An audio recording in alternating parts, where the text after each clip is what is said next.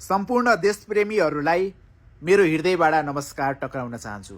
आज उच्च अदालतले रवि दाइलाई धरोटीमा छोड्ने भएको छ। सब नेपालीहरूलाई म आह्वान गर्न चाहन्छु, सब मेरो जेन्जी मित्रहरूलाई आह्वान गर्न चाहन्छु, साथीहरू अब हामी एक हुनै पर्छ। नेपाली दाजुभाइ दिदीबहिनीहरू सबैजना एक हुनै पर्छ। अहिले पनि हामीले रवि दाइलाई चिनेनौँ भने हामीले रवि दाइलाई गुमाउने छौँ।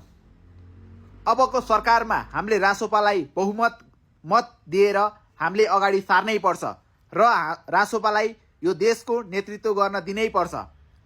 हाम्रो जेन्जी साथीहरूले त्यत्रो बलिदान दिनुभयो, त्याग दिनुभयो, तर यिनीहरूले फेरि पार्टीमा प्रवेश गरेका छन्। एमाले काङ्ग्रेस माओवादीहरूलाई हामीले हटाउने भनेर आन्दोलन गरे, तर यिनीहरू फेरि त्यही पुरानो दलमा आए सबैजना र पहिलाको जस्तै सिचुएसन गराइसकेको छन्।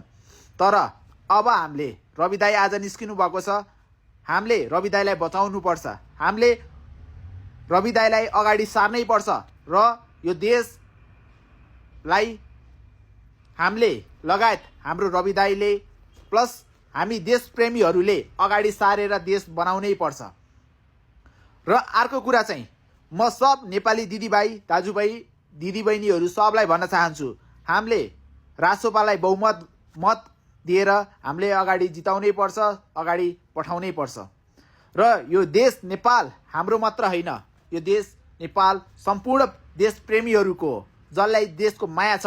तर यिनी भ्रष्टाचारीहरू, यिनी देशलाई लुट्ने ठग्नेहरूलाई देशको कहिल्यै माया छैन, किनकि यिनीहरूलाई हामीले त्यत्रो वर्ष समय दियौँ तर देश कहिले नि बनाएनन्, खाल्टामा हाल्ने बाहेक अरू केही काम गरेनन्। आज रवि दाइ निस्किनु भएको छ र सबैजना हामी खुसी त मनबाट अति छौँ, तर हामी कुरा के ध्यान दिनुपर्छ भन्दाखेरि यिनीहरूले रवि दाइलाई फसाउनलाई, रवि दाइलाई जेल हाल्नलाई सम्पूर्ण प्लानिङहरू गर्नेछन्। तर हामीले अब यिनीहरूले रवि दाइलाई फेरि त्यही टर्चर दिए भने हामीले उठ्नै पर्छ, हामीले देशबाट यिनीहरूलाई लखट्नै पर्छ। र यो मुद्दाको कारबाही गर्दा गर्दै रवि दाइलाई मात्र किन त यत्रो भ्रष्टाचार गर्ने, यत्रो देश लुट्ने, देशलाई खाल्टामा हाल्ने मान्छेहरू जति नै छन् त यिनीहरूलाई किन कारबाही हुन्न?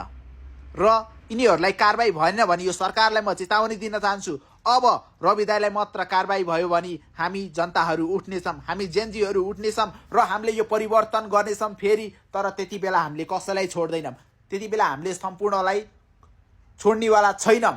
त्यही भएर सबैजना सचेत भौँ र देशलाई माया गरौँ, देशलाई भाड्न होइन, देशलाई अगाडि बढाउने प्लानिङ गरौँ। र सम्पूर्णलाई भन्न चाहन्छु, यो देश हाम्रो हो, यो देश नेपालीको हो। त्यही भएर जसलाई यो देशलाई खाल्टामा हाल्ने सोच्नु भएको छ उहाँहरूले सचेत हुनुहोस्, हजुरले बुझ्नुहोस्, किनकि अहिले समय छ, तर फेरि त्यो समय आयो भने हामीले बाँकी कसैलाई छोड्ने छैनौँ। जय नेपाल, जय जेन्जी, जय राष्ट्रवाद, जय रासोपा।